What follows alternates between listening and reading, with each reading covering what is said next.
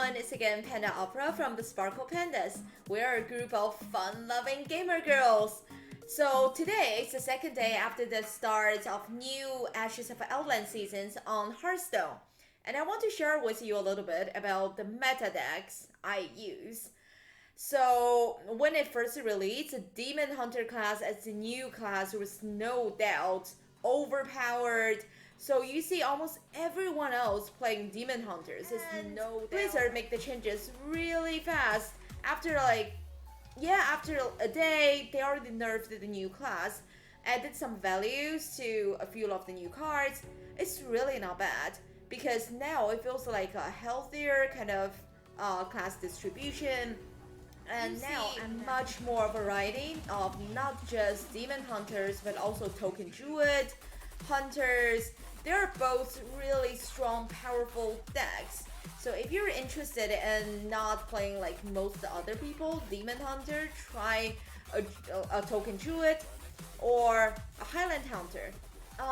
But for me, I dressed up as Demon Hunter Illidan, and Demon Hunter has always been one of my favorite classes in Blizzard World. So I decided to stay with Demon Hunter on the new expansion.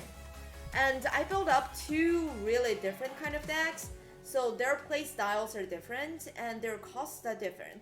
Let's look at them.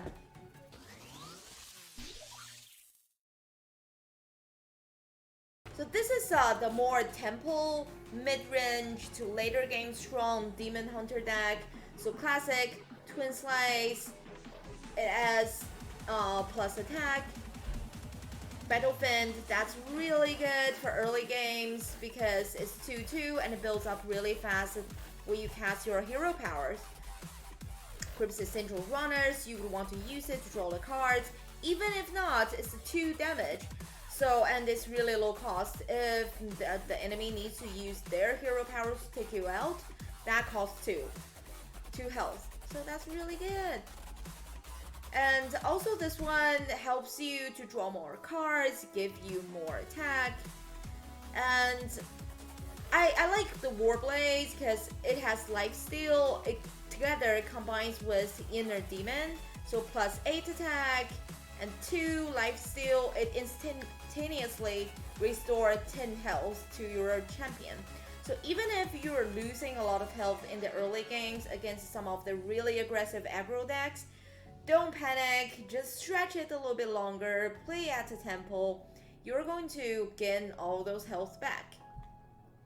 The Outcast card is an interesting one because after you play the left or rightmost card, it costs 1 damage to all enemies. So especially with like Skull of Gul'dan, you can probably get a lot of zero cost cards, or with your Twin Slice and low cost cards, you might be able to play quite a few cards at low cost from both of the end. So potentially Outcast can be a board clear. And I-Beam, that's one of the cards that has been nerfed. So still on here is that if it's Outcast it costs 0, but in the real game it's already costing 1. Again, still it's not bad, costing 1, dealing 3 damages without causing any damage to your own heroes. I stick to it. And Overseer, so that's another good mid-game card because every time after your hero's attack, it summons another 2-2. So the enemy will really sweat over how to take him out. And this is another lifesteal one. I like lifesteal to be honest because I'm just super chilled. I have fun. This stretches you a little bit longer. It adds back your health, give you a little more time. Also, like the reason I put down several more taunts in this deck is because I really like the Imprisoned Anten card. It's dormant for 2 turns and then deals 2 damage, and it's also a really powerful card. So during that time he's dormant, I need something to kind of like stretch the game a little bit longer. That's why I use Battle Lord as lifesteal taunt. And I use Illidari Fellblades. she's a really interesting character as well because she has rush, you can normally use it, and if it's outcast, it's immune. So which means best case scenario you can take something else with 5 health without losing her. And this is a legendary card I spent my dust on, and I think it's a good one. Because when you play against a druid deck, potentially the druid can call out a lot of big taunts. So at that time, you might feel helpless. That's when we will need Sun Fury. Because all of a sudden, he thought he's winning, and no, we're bypassing all the taunts. And next one, Song Shadow. So I like it because it can be used either to dormant an enemy, a really powerful enemy minion to give you more time, or you can use it to dormant one of your own cards to protect it for a few more turns. Either way, it's good. Imprison N10, like what I mentioned, you just got to give him time. Metamorphosis, it could be like the last straw on the enemy. So it deals 5 damages.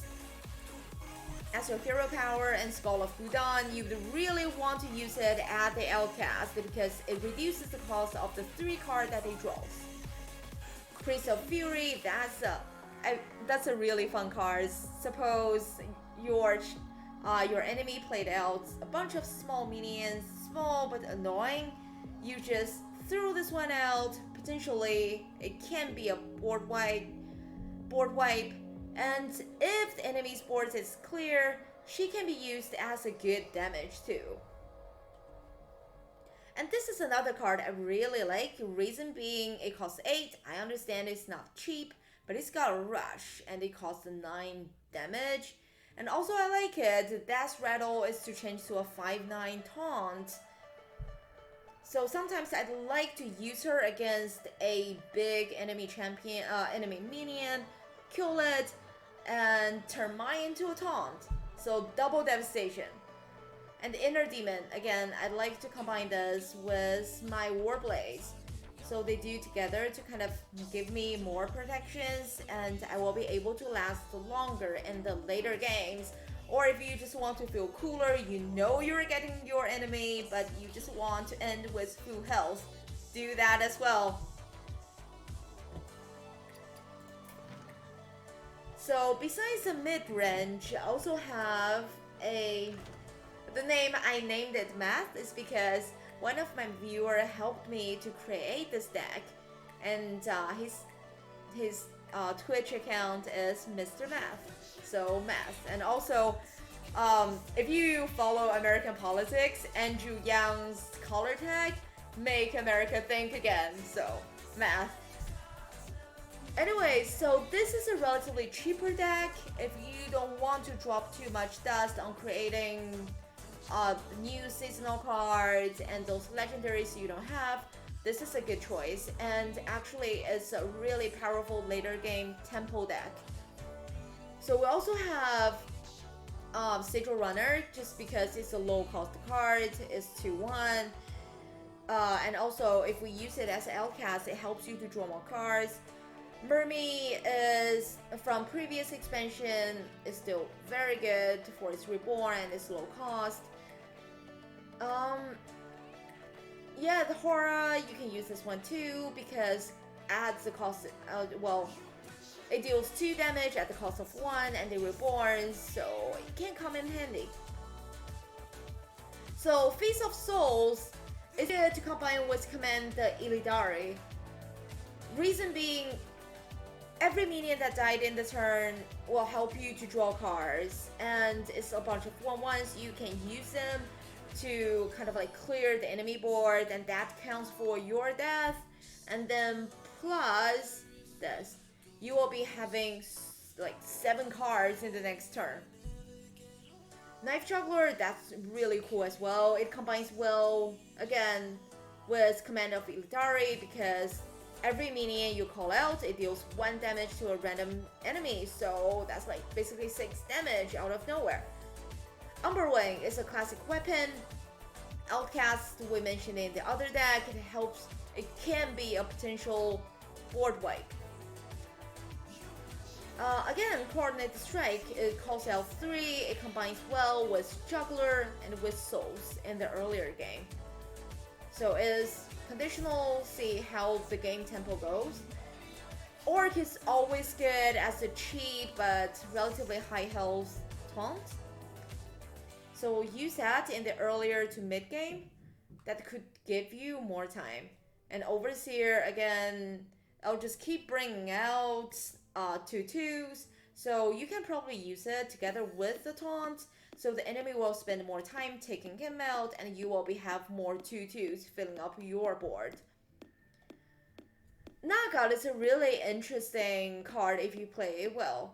Because after 1 minion dies, deals 3 damage to a random minion. Again, it combines well with like small minion counts, like what we just looked at, Coordinated Strike.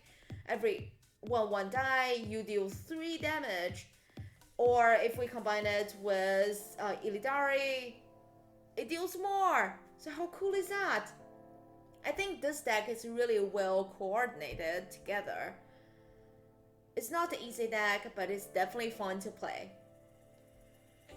Sun Fury, ignore taunt with charge. And this can be a later game really powerful card because it summons 2 random 0 cost minions. And at the end of the game, wow, that really makes your enemy crying like a baby. And Sea Giant, because again, we have all those Command of Illidari and Coordinated Strike. So you could potentially use Sea Giant at 0 or really low cost in the early games. I will leave the deck code in the comment section, so check it out and tell me what you think. If you want to make any changes, if you have a stronger deck, welcome to challenge me and leave your comments below. Also, if you like my deck, I also have another video of my gameplay. Do check them out and like our channels. We'll see you around. Ciao.